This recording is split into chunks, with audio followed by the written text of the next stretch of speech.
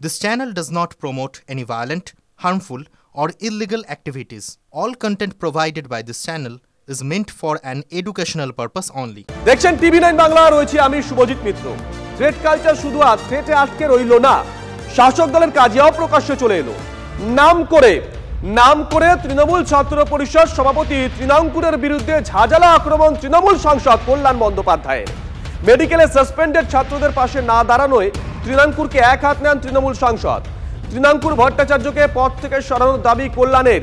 তার অভিযোগ, টিএমসিপি করায় বাম অতিবামে থ্রেট কালচারের মুখে চিকিৎসক পড়ুয়াদের একাংশ। এই অবস্থায় তৃণাঙ্কুর তাদের পাশে দাঁড়ায়নি, অভিযোগ কল্যাণের। তিনি ও কুণাল ঘোষ ছাত্রদের পাশে থেকে কার্যকরী ভূমিকা নিয়েছেন বলে দাবি কল্যাণ বন্দ্যোপাধ্যায়ের। যারা থ্রেট কালচার করে কথা বলছে, জানেন, শুধু তৃণমূল ছাত্র পরিষদের যত ছেলে আছে প্রায় 200 থেকে 250 ছেলেকে থ্রেট কালচার দিয়ে আজকে তাদের মেডিকেল কলেজ থেকে এক্সপেল করা হয়েছে, সাসপেন্ড করা হয়েছে। টিএমসিপি ছেলেরা কি করে সাসপেন্ড করে এক্সপেল করে রাখে আমিও দেখব। আমি তো তৃণমূল ছাত্র পরিষদের সভাপতি আছে, তাকে তো কোথাও দেখলাম না এদের পাশে এসে দাঁড়াতে। সরি টু সে, কি তৃণাঙ্কুর না কি নাম, তাকে তো কোথাও দেখলাম না আমি এসব জায়গায় এসে দাঁড়াতে, সেই ছেলেগুলোদের পাশে এসে দাঁড়াতে। I am very sorry to say. পার্টিরও দেখা উচিত কেন এইসব তৃণমূল ছাত্র পরিষদের সব সভাপতিরা থাকবে যারা অ্যাফেক্টেড স্টুডেন্ট, তাদের পাশে এসে দাঁড়াতে পারে না। এতগুলো ছেলে আজকে সাসপেন্ড এক্সপেন্ড হয়ে গেল, টিএমসিপি ছেলে, আর তৃণমূল ছাত্র পরিষদের সভাপতি, তার মুখ থেকে কোনো ভাষা নেই, কোনো কথা নেই। আনবিলিভেবল, আমি ভাবতে পারছি না কার আশীর্বাদের মাথায় আছে যে এখনো তৃণমূল ছাত্র পরিষদের সভাপতি থাকে। বাচ্চা ছেলে মেয়েগুলোর পাশে কেউ নেই, তারা আসছে আমার কাছে। সেদিকে কুণাল ঘোষ খেয়াল রেখেছে, কুণাল ঘোষ লক্ষ্য রাখছে, কুণাল আর আমার কম্বিনেশন সব করছিলাম না। কল্যাণ বন্দ্যোপাধ্যায়ের এই মন্তব্যের পর থেকেই প্রশ্ন উঠছে, তৃণমূল ছাত্র পরিষদের অন্দরে কি ভাঙন ধরেছে, কোনো দলাদলি চলছে? সূত্রের খবর, টিএমসিপিতে বহুদিন ধরেই সক্রিয় অ্যান্টি তৃণাঙ্কুর লবি। সংগঠনের মধ্যেই চাপে সভাপতি তৃণাঙ্কুর, তার বিরুদ্ধ গোষ্ঠী কল্যাণের মন্তব্যে বাড়তি অক্সিজেন পেল, এমনটাই মনে করছে রাজনৈতিক মহল। সূত্রের খবর, টিএমসিপির ভূমিকায় খুশি নয় তৃণমূল নেতৃত্ব। অনেক নেতা নেত্রীরাই যারা আজকে প্রশ্ন করছেন, তারাও কিন্তু কেউ এই ক্রাইসিস পিরিয়ডে সেই জুনিয়র ডাক্তারদের পাশে থাকেনি।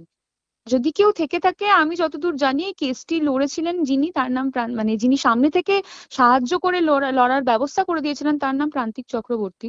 সুতরাং এই প্রশ্ন করার অধিকার এবং এই স্টেপ ডাউনের যে সিদ্ধান্ত, যে ডিমান্ড কল্যাণ বন্দ্যোপাধ্যায় করছেন, তার অধিকারও তার নেই। এবং যার বিরুদ্ধে তিনি করছেন, তিনিও এই প্রশ্ন সম্পর্কে যে নিরুত্তর রয়েছে এখনো পর্যন্ত, সেটাও স্বাভাবিক, কারণ এরা কেউই সেই মুহূর্তে সেই জুনিয়র ডাক্তারদের পাশে ছিল না। যখন ছাত্ররা অসহায় হয়ে পড়েছিল, ডাক্তারি ছাত্ররা, তখন তিনি বা কোথায় ছিলেন? আমাকে ছবিটি বন্ধ করতে বলার পর আমি ছবিটি বন্ধ করেছিলাম। এটা দলীয় শৃঙ্খলা। তো এইখানে যিনি বলছেন, আমার মনে হয় একজন বড় হিসাবে, একজন সজ্জন ব্যক্তি হিসাবে তিনিও দলের শৃঙ্খলা ব্যাহত করলেন।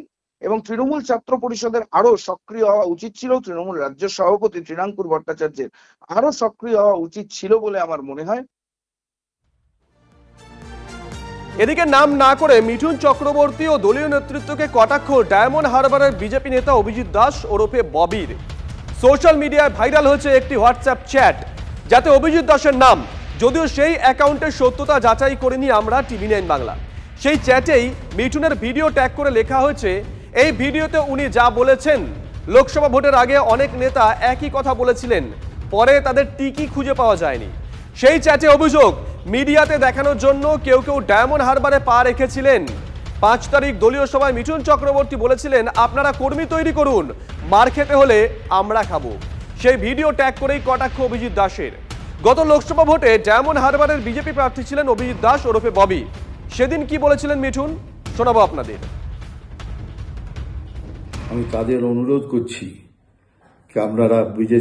আপনারা বিজেপি সদস্যপদ নিন, আপনারা ভোট করুন, আপনারা তাদের জন্য আবার আমরা রইলাম, আমরা সামনে দাঁড়িয়ে মার খাবো, কিন্তু ভোট আপনারা করুন।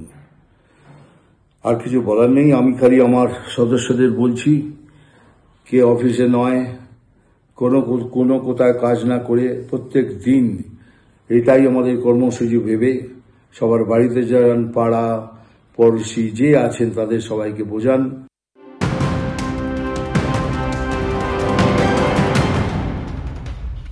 আরো একটা বড় খবরের দিকে নজর রাখতে হচ্ছে। ফের অশান্তি মণিপুরের জিরিবামের অশান্তিতে মৃত্যু হয়েছে এক বিক্ষোভকারীর, জখম আরো একজন। অভিযোগ বাহিনীর গুলিতে মৃত্যু হয় বিক্ষোভকারীর। বড় খবর।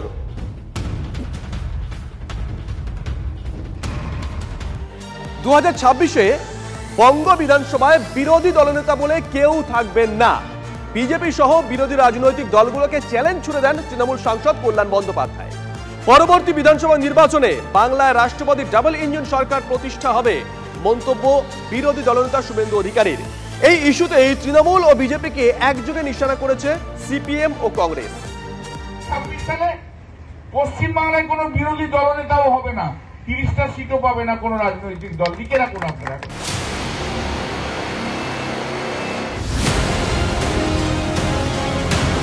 মহারাষ্ট্র ঝাড়খণ্ডে বিধানসভা ভোট, 15 রাজ্যের 50টি কেন্দ্রে উপনির্বাচনের আবহেই বঙ্গের নেতাদের তরজার বিষয় 2026।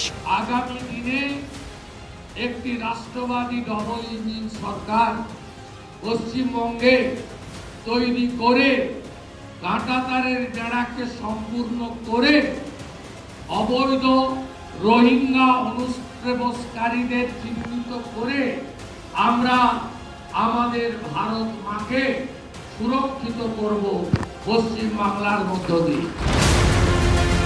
বাংলায় বিধানসভা ভোটে 2 বছর বাকি, কিন্তু একের পর এক ক্ষেত্রে দুর্নীতির অভিযোগ, নেতা মন্ত্রীদের গ্রেফতারি, আরজিকর কাণ্ড, অবাধ দুষ্কৃতী দৌরাত্ম্যের মতো ঘটনা ক্রমশ মাথা ব্যথা বাড়াচ্ছে শাসক দলের। এই পরিস্থিতিতে আগামী বিধানসভা নির্বাচনে রাজ্য বিধানসভায় কেউ বিরোধী দলনেতা হতে পারবেন না বলে চ্যালেঞ্জ ছুড়ে দিয়েছেন শ্রীরামপুরের তৃণমূল সাংসদ কল্যাণ বন্দ্যোপাধ্যায়। তা নিয়ে শুরু হয়েছে তর্কযুদ্ধ। 11 সালের আগে লাস্ট যে নির্বাচন আর আগের যে নির্বাচন হয়েছিল, অর্থাৎ 6-এর যে নির্বাচন, তাতে মমতা বন্দ্যোপাধ্যায়ের দল 29খানা সিট পেয়েছিল, বিরোধী দলের মর্যাদা পায়নি। 29টা সিট পাওয়া তৃণমূল কংগ্রেস কিন্তু 2011-তে ক্ষমতায় এসেছিল। অতএব কেউ কোনো দলকে ওনার এরকম ভাবার বিষয় নয় যে সেই দল কম সিট পেল বা তার সিট সাময়িকভাবে কমে গেল মানে যে সেই দল ক্ষমতায় আসতে পারবে না। জ্যোতিষ আছে দিদির দলের, এখন দিদির দলের হয়ে সবাই লড়বে না কোনো অভিষেক গোষ্ঠী মমতা গোষ্ঠী হয়ে লড়বে সেটা দেখার দরকার। এখন দিদি তো ক্ষমতাতে আছেই, আবার বলার কি আছে? ক্ষমতায় থেকে ক্ষমতার অপব্যবহার করে বাংলার 12টা বাজানোর পর আর কথা বলতে লাভ নাই ভাই। পুলিশ ছাড়া ভোট করাক, গুন্ডা ছাড়া ভোট করাক, কল্যাণ ব্যানার্জি গণতন্ত্রের নিয়মে শ্রীরামপুরে লড়ে দেখান। এই এখন এইসব বড় বড় কথা বলছে। আরজিকরের আন্দোলন তো মোটামুটি ভিতর থেকে ঝাঁকিয়ে দিয়েছিল। 2019-এর লোকসভা নির্বাচনে বাংলায় 18টি আসন জিতে তোলপাড় ফেলে দিয়েছিল বিজেপি, কিন্তু 2021-এ বিপুল ভোটে জিতে তৃতীয়বার রাজ্যের ক্ষমতায় আসে তৃণমূল কংগ্রেস। গত লোকসভা নির্বাচনেও বাংলার 42টি লোকসভার মধ্যে 29টি যায় জোড়া ফুলের দখলে। বিজেপি 18 থেকে নেমে এসেছে 12। লোকসভা ভোটের ফলাফলের নিরিখে রাজ্যের 192টি বিধানসভায় এগিয়ে রয়েছে শাসক শিবির, বিজেপি এগিয়ে 90টি আসনে, কংগ্রেস 11 এবং বিধানসভায় এগিয়ে রয়েছে সিপিএম। এই কথাগুলো 21-এর আগেও বলেছিলেন, এই কথাগুলো 23-এ পঞ্চায়েত নির্বাচনের আগে বলেছেন, এই কথাগুলো 24-এ লোকসভা নির্বাচনের আগে বলেছেন, কিন্তু বাংলায় বিজেপি ক্রমশ কমছে এবং তৃণমূল আরো ক্রমশ বাড়ছে। আসন্ন 6 বিধানসভা কেন্দ্রের উপনির্বাচনে 4 দলই আলাদা আলাদা লড়ছে। কংগ্রেসের হাত ছেড়েছে বামেরা, উল্টো দিকে সাংগঠনিক জমি মজবুত করতে চাইছে বিজেপি।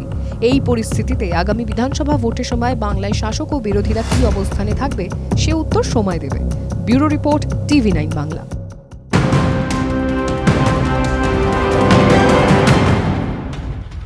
মধ্যপ্রদেশে গত 3 দিনে 2টি কল সেন্টার চক্রের পর্দাফাঁস। প্রতারণা চক্রে জড়িত থাকার অভিযোগে গ্রেপ্তার 29 জন। ধৃতদের জিজ্ঞাসাবাদ করে চক্রের মাথার খোঁজে পুলিশ।